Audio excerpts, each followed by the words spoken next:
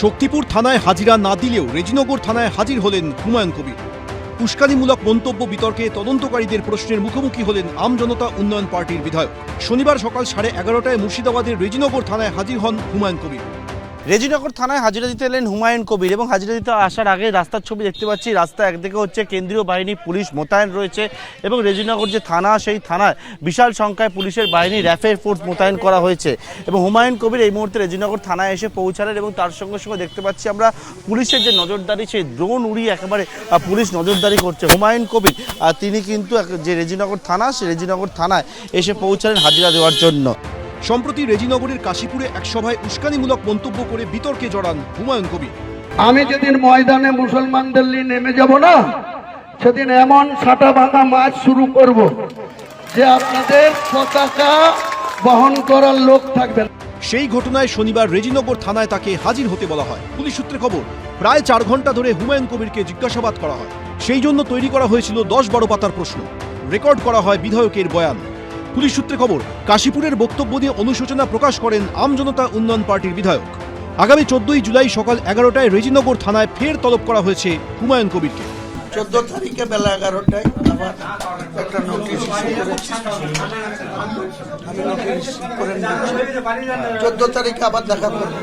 হুমায়ুন কবির যখন থানায় হাজিরা দেন সেই সময় বিজেপি কর্মীরা হাজির হন তার শক্তিপুরের বাড়ির সামনে। করতেই পারে, আমার বাড়িতে তো লাগায়নি, আমার বাড়ির সামনে যে খুশি লাগাতে পারে। তাদেরকে বলবেন যতই পতাকা লাগাক, আমার যে বুথ আছে সেই বুথে আমি 1665 ভোটের ভিতরে একাই 1400 লিড পেয়েছে, আবার আগামী দিনে 1500 লিড পাবো যত পতাকা লাগা। অন্যদিকে বিধানসভা ভোটের ফল বেরোনোর পর প্রকাশ্যে শক্তিপুর থানার ওসির উদ্দেশ্যে হুঁশিয়ারি দিয়েও বিতর্কে জড়িয়েছেন হুমায়ুন কবির। এই ওসিকে যাতে সরানো শুধু না, একবারে ওকে যে পোস্টিং দিতে হবে, যদি না দেয় 10,000 লোক নিয়ে থানা ঘিরে একে কলার ধরে থানা থেকে বের করবো। কারো বাপের ক্ষমতা থাকে তো আমাকে রুখে নেবে। এই শক্তিপুরের ওসিকে হচ্ছে মানুষের বাচ্চা না, একদম হারামখোর, একদম বেঈমান, একদম সাম্প্রদায়িক লোক।